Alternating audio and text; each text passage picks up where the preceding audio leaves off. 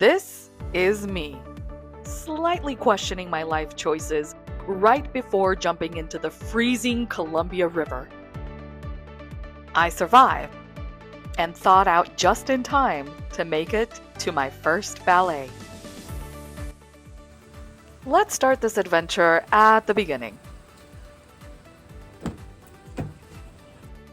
The snowy mountains feel like a sign of things to come as we make our way to our first polar bear plunge.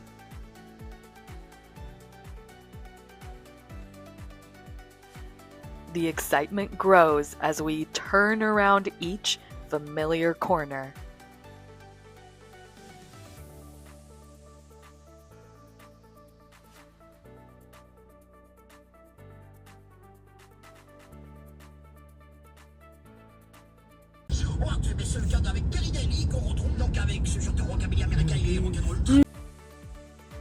We got to the event about an hour before everything started, and there was already quite a crowd gathered.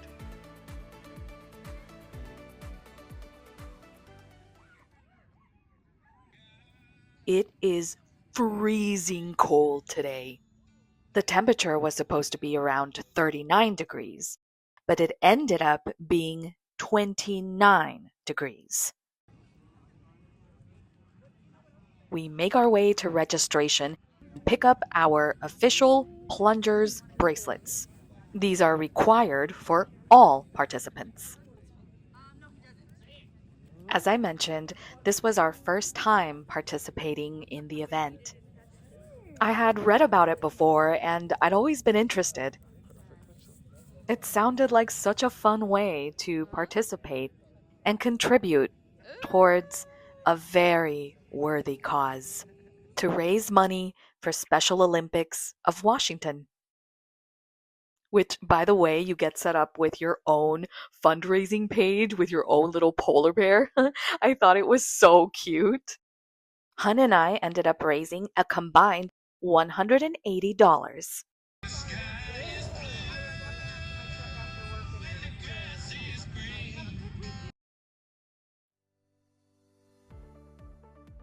The official mascot of the polar bear plunge stopped by, and not gonna lie, I was a little starstruck when he waved at me. Hi!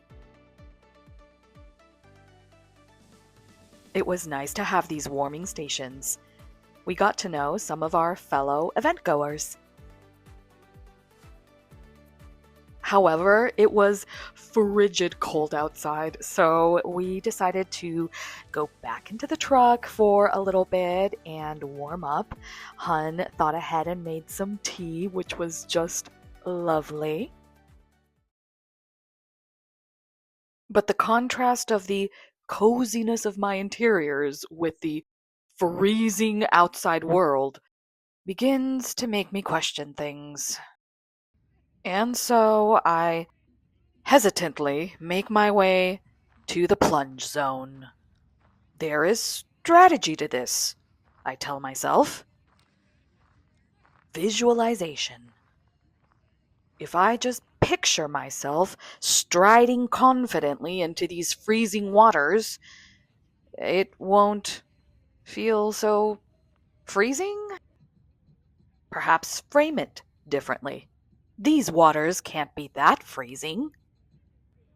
Or perhaps take inspiration from my fearless fellow plungers, who appear to be completely unbothered by these hypothermic temperatures.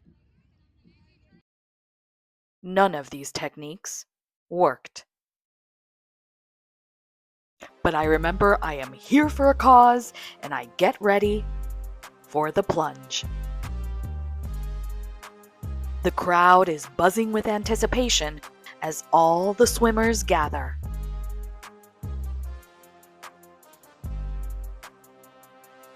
Wish me luck!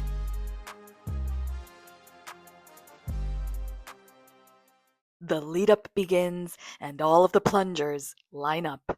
The crowd is cheering, the swimmers are ready, and with a 3, 2, 1 countdown, 3, 2, 1. We're off!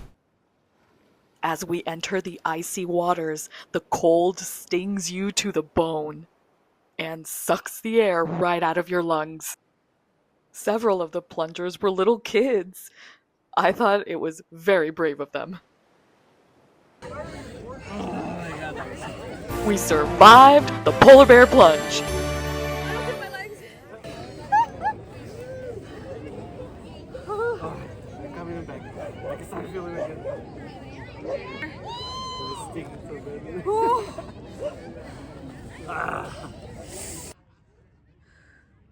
While we barely survived, others seemed to thrive. Like this group of adventurous plungers who was trying to see who could hold out the longest. Oh my gosh.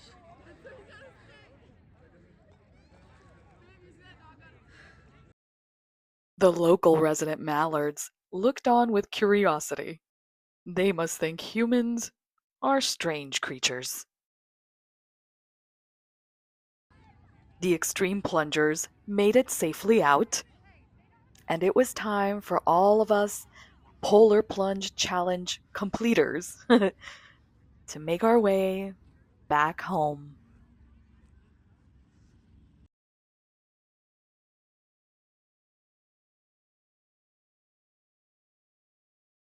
Where we had a nice little setup waiting for us. A little buzzy ball as a treat. These are so good.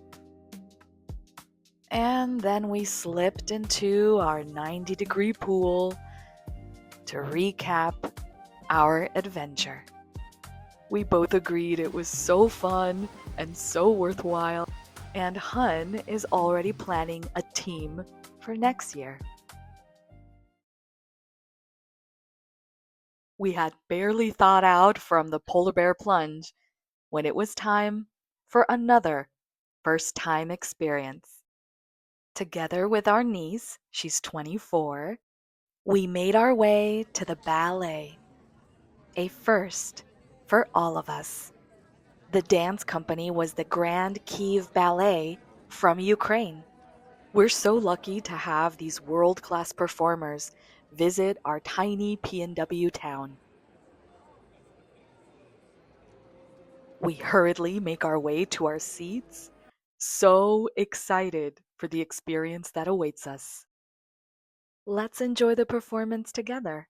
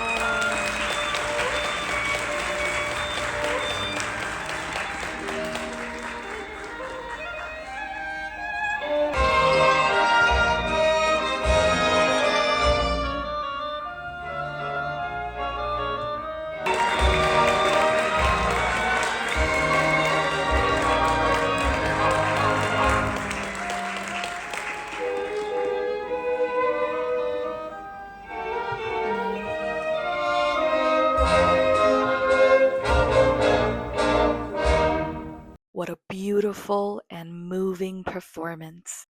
I had tears in my eyes. But after wiping those tears, we went to the girls' room for a little fit check. I loved our contrasting looks. Here's my little fit. It was inspired by Snow White. The purse is the apple. My top is like an ode to the evil queen. And my earrings are the snow in Snow White.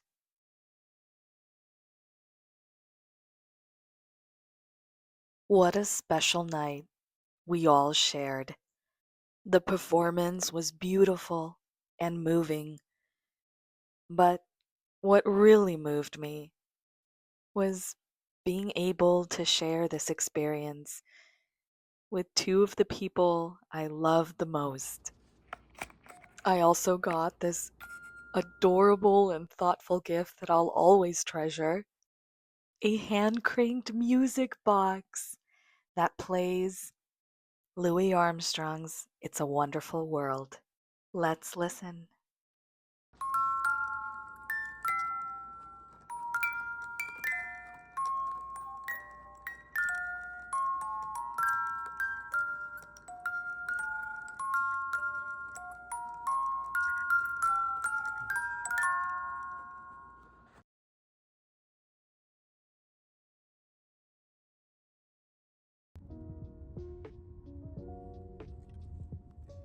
Today we have our Turkish tea in tow, a treat that we're bringing to a very dear friend.